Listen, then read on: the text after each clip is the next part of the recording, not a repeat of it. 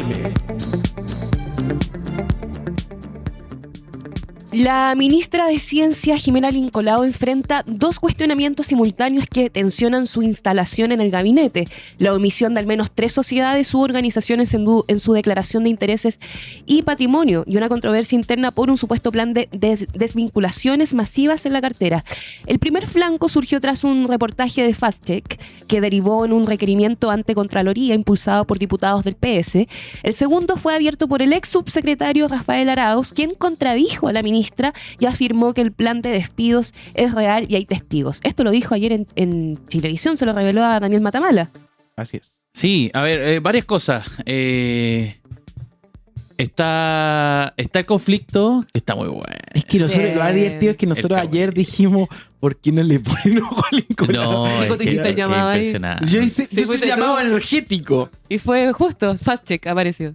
Sí, a ver, mira, partamos con FactCheck. Partamos con FactCheck primero, la entrevista que dio en FactCheck, que hace algunos días había publicado un... No sé llamarle un reportaje, era más bien un datito, pero que era bien interesante porque tenía que ver con la declaración patrimonial de Lincolao y particularmente con las sociedades, o sea, de dónde venía el patrimonio. Y se lanza una frase que la estamos viendo... es el reportaje de FactCheck, el inicial, el que yo les decía de las 3 sociedades que la ministra Lincolao omitió en su declaración de patrimonio.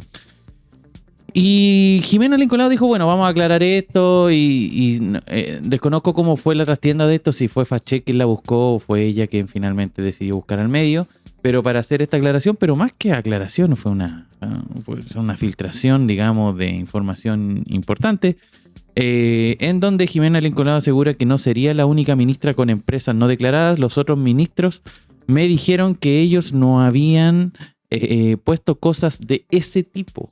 O sea, le Oye, pero- aconsejaron otros que no hiciera eso. Sí, ¿qué Sacó ministro? a la El luz detalle un no... delito. Claro, ¿qué ministro y todo? Todo queda un poco en la incertidumbre, lo tira así como una bomba, echando al agua a ministros de los cuales desconocemos a quiénes se refiere, de quién estamos hablando. Sí, en general, cuando salieron las declaraciones de patrimonio de los ministros, a todos nos llamó la atención que en general eran todos ministros, o su gran mayoría de patrimonio bastante alto. Recordemos, no sé, la increíble vida que tiene Jorge Giró, tiene un yate, en fin, un club de tenis, el ministro de Economía, en fin, eso era lo más llamativo y si se quiere de algún punto de vista anecdótico. Pero lo de Lincolao era bien llamativo porque tenía mucha plata. Y no daba la sensación de que no se sabía bien el origen de dicho patrimonio. Y claro, ahora sabemos que ocultó información respecto a empresas de las cuales era socia, dueña, y una de ellas se desvinculó posterior a haber asumido el cargo. O sea, ella asumió y después dijo, me tengo que deshacer porque no puedo formar parte de esto. Lo otro, que también está muy sabroso y muy interesante, es la pelea con el subsecretario Arauz. Ayer el subsecretario Arauz le mandó ex subsecretario Arauz Sí. Ya, le fue mandó, desvinculado. es verdad. No, se renunció. Sí. Él optó por irse. La ministra Lincolao ayer habló, dio algunas declaraciones fuera, digamos, de esta entrevista con FactCheck.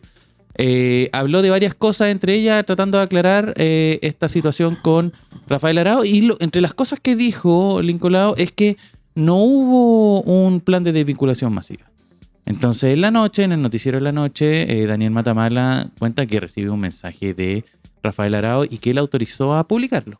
Y en ese mensaje cuenta que el plan existe efectivo y que no tendría en el fondo razones. No sé si lo tienes Sí, textual ahí. mira, te tengo la cuña textual. Arauz señaló: te puedo confirmar por este medio que la orden de diseñar y ejecutar un plan de desvinculaciones masivo es real y hay testigos. Y agregó: además, ¿por qué inventaría yo terceros algo tan grotesco? Además, explicó que el conflicto por los despidos no fue el único motivo de su salida. Según dijo, fue la gota que rebalsó el vaso, y profundizó señalando que existían profundas diferencias de fondo y forma acerca de cómo enfrentar un mismo desafío. Sí, Eso fue lo que dijo. Ya. Hoy día en la mañana, venía de hecho yo camino para acá, estaba escuchando la radio y estaba Andrea Vial la periodista Andrea Vial en T13. Y contó toda la historia. Y la tenemos el audio. Escuchemos el audio. Entonces, escuchemos a Andrea Vial qué tiene para contar La respecto gran a lo que Andrea se llama Vial. lo que se ha llamado el Cienciagate. Esto salió en T13, Cienciagate, ya, o sea, ya va calificándose de caso. Sí. A ver. El caso Ciencia, Andrea Mira, Vial. ya. Pocos hablan y los que lo hacen piden estricto anonimato. Como lo resume una No, funcionaria del Ministerio de pide teléfono. Ciencia, están todos nerviosos, los funcionarios no querían que el subsecretario se fuera, pero se fue. No aguantó más. Yo le estoy diciendo, El médico infectólogo, magíster en ciencias médicas de la Universidad de Harvard, ex jefe del Departamento de Epidemiología y asesor clave durante la pandemia del COVID en Muy tiempos seco. del gobierno de Piñera, tenía profundas diferencias de estilo y de la forma como la ministra del ramo, Jimena Lincolao, entiende los objetivos del ministerio. opa. Algo que la propia Lincolao reconoció ayer cuando señaló que la razón de la salida del subsecretario se debió a diferencias de gestión y visión. Ok. Arauz, que no tiene afiliación política, de hecho asesoró en temas de investigación al Ministerio de Salud durante el periodo de la exministra Jimena Aguilera, no conocía a Lincolao cuando en el verano lo invitaron a sumarse a su equipo. No tenían Pero, onda. según algunos observadores, esta relación no podía prosperar. Demasiado ¿Qué? distinto. Eran Y diferentes. muchos interpretan que el arribo de Arauz al ministerio no era otra cosa que una excusa para mantener tranquilo al mundo académico. Oh, era Como el en todos los tapón de ministerios, los en académicos. parte, ante la solicitud del ministro de Hacienda, el subsecretario de Ciencia tuvo que hacer sus recortes. Wow. Y previo acuerdo con los equipos, esos ajustes se hicieron. Ya. Pero el gobierno quería un poco más. El jueves Quería 30 cortar de todo. abril, Ojo con esto. Arauz 30 de fue abril. citado a La Moneda por el jefe del segundo piso, Alejandro Irarrázaval. Entra el segundo te piso. creo. No era Ahí la apareció. primera vez, ya se habían reunido antes y según algunos conocedores de esa visita previa, no congeniaron del todo. No había onda. No había un Arauz entrado había sí ir transmitido a La Moneda que el equipo se quejaba Ahí está. del trato que les daba Lincolao. En En esta segunda ocasión, cuando Arauz llegó al despacho de Irarrázaval, la ministra Jimena Lincolao ya estaba reunida con él y Encerrón. luego se invitó a una serie de asesores. El jefe del segundo piso, Encerrona. probablemente esta es la reunión donde Arauz dijo ayer que había testigos. ¿Ya? Sí, eso lo dijo. El jefe del segundo piso Alejandro le preguntó Ah, todo a Alejandro calza. Arauz, perdón, Con lo a que le Rafael dijo Arauz, Daniel Matamala. ¿cómo iba el plan de desvinculaciones? Ya.